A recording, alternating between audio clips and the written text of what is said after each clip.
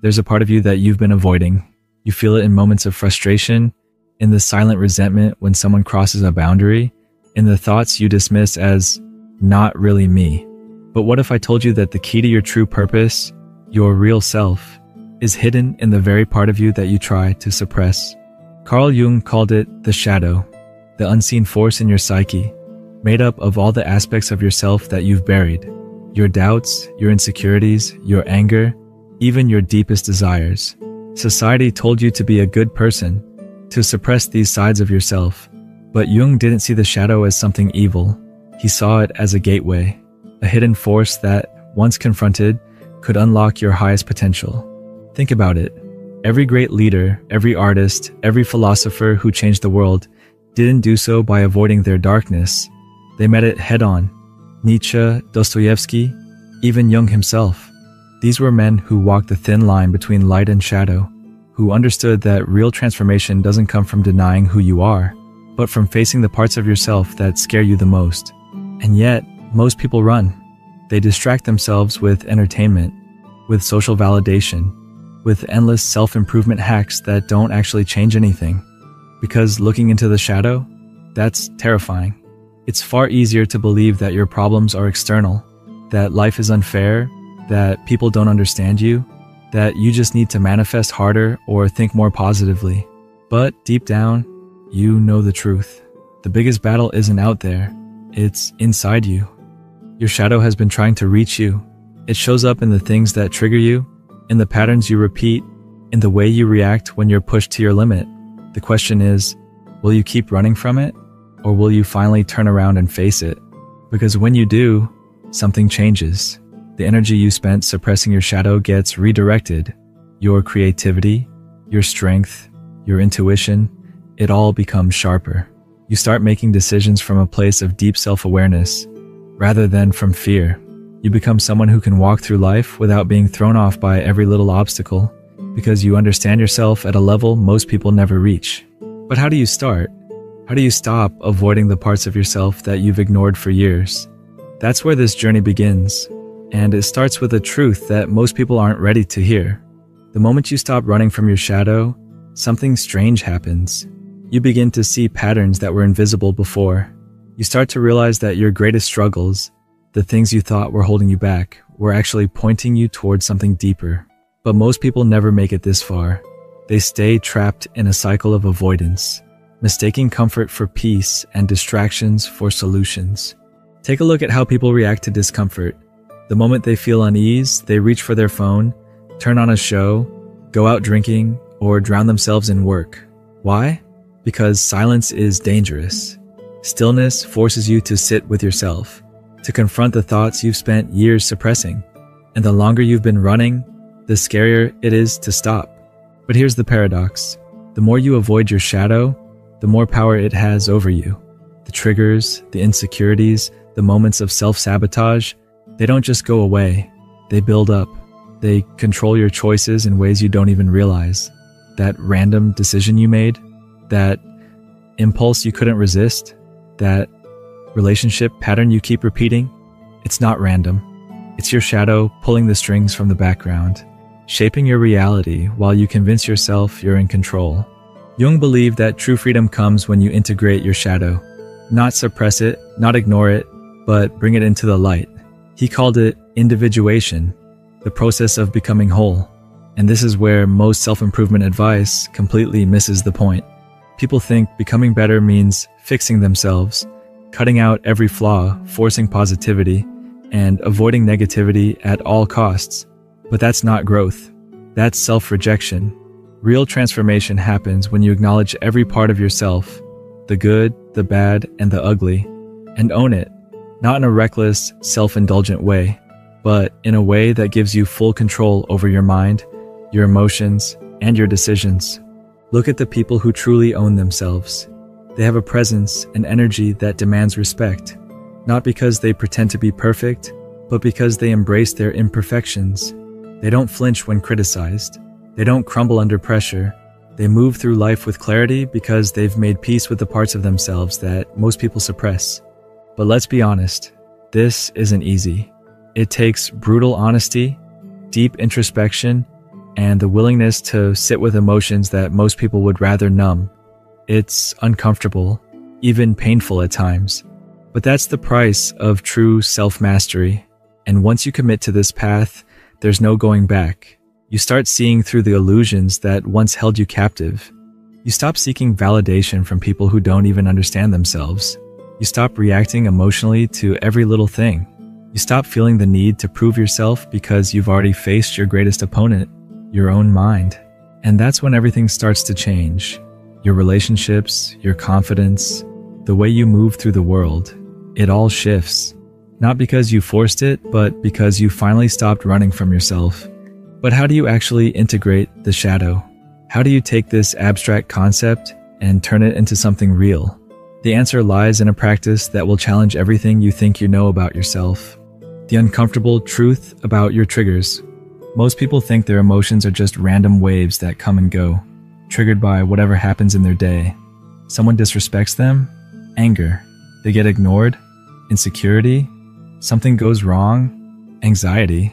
But what if I told you that every single emotional reaction you have, every trigger, every moment of frustration, is actually a message, a signal from your subconscious that there's something unresolved lurking beneath the surface? Think about it. Have you ever noticed how two people can go through the exact same situation, yet react completely differently? One person shrugs it off, while the other spirals into overthinking and self-doubt. It's not the situation that causes the reaction. It's what the situation activates within you. And that's where your shadow comes in. Your shadow isn't just some vague concept. It's your repressed fears, your unhealed wounds, and every aspect of yourself that you've denied or rejected over the years. And it shows up in the most unexpected ways. The things that irritate you in others, they often reflect something in yourself that you haven't fully acknowledged. The fears that hold you back, they're often rooted in childhood experiences or past failures that still control you without you realizing it. Let's say someone criticizes you, and you feel an intense emotional reaction. Why? If you were completely secure in yourself, would their words really have any power? Probably not. But if their comment touches on something you secretly believe about yourself, some hidden insecurity you've been avoiding, then it hurts. Not because of what they said, but because deep down, part of you fears it might be true. This is why shadow work is so powerful. It's not about dwelling on the past or wallowing in negativity. It's about identifying these subconscious patterns, bringing them to the surface and stripping them of their power. Because the moment you can observe a trigger without being controlled by it, you've won. The moment you can feel an emotion without letting it dictate your behavior, you've reclaimed your power. Most people go through life letting their emotions control them. They react impulsively, get caught up in drama, and make decisions based on temporary feelings rather than real clarity. But when you start working with your shadow, when you take the time to truly understand yourself, everything shifts. You stop reacting and start responding. You stop living on autopilot and start making conscious choices. This is why the most powerful people in history, the ones who could remain calm in chaos, who could make decisions under extreme pressure, were the ones who had mastered themselves. They weren't controlled by their emotions because they had already faced their demons. They had already looked into the darkest corners of their mind and made peace with what they found. And this isn't just some abstract philosophy. It's something you can train yourself to do. It's a skill, one that takes time, but one that will completely change the way you navigate the world. But how exactly do you do this? How do you uncover your hidden triggers and use them to your advantage rather than letting them control you? You've probably heard the phrase, know thyself. Sounds simple, right?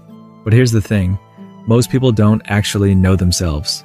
They think they do, but what they really know is just the version of themselves they've constructed to fit into the world. The version that's socially acceptable. The version that doesn't stir the pot, that doesn't make mistakes, that doesn't challenge the norm. But beneath that polished exterior, there's something else. A part of you that's been buried under years of conditioning, expectations, and self-doubt. A part of you that holds the raw, unfiltered truth about who you are, what you fear, and what you're actually capable of. That's your shadow.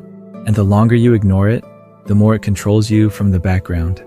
Ever wonder why you keep repeating the same toxic patterns? Why you attract the same kinds of relationships? struggle with the same self-sabotaging habits, or react the same way to criticism, it's because your shadow is pulling the strings. You're playing out the same internal conflicts over and over again without realizing it. It's like this.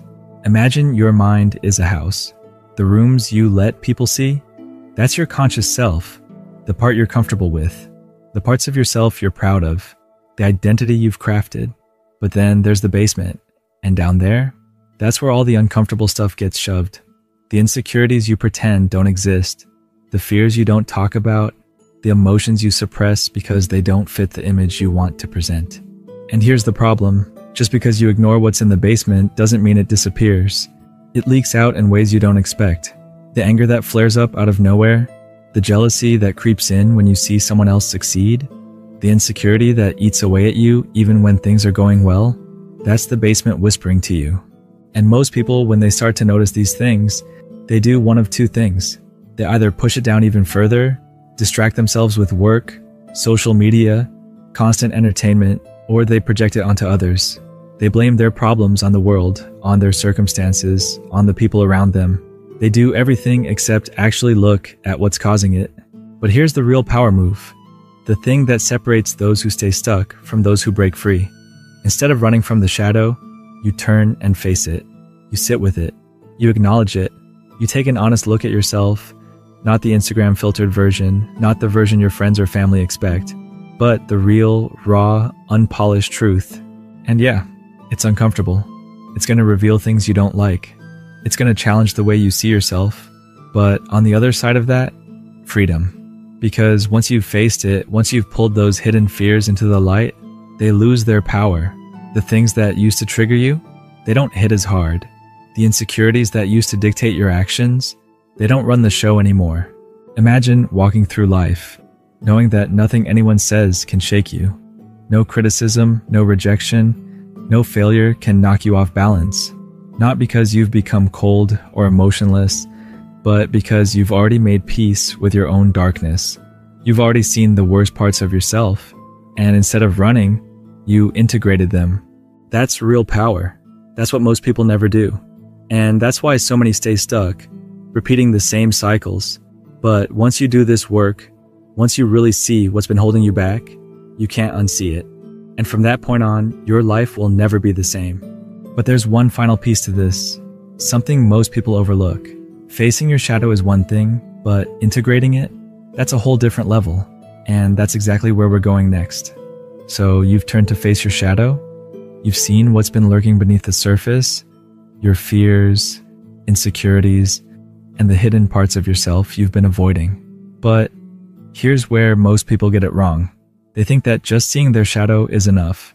That awareness alone will set them free. It won't.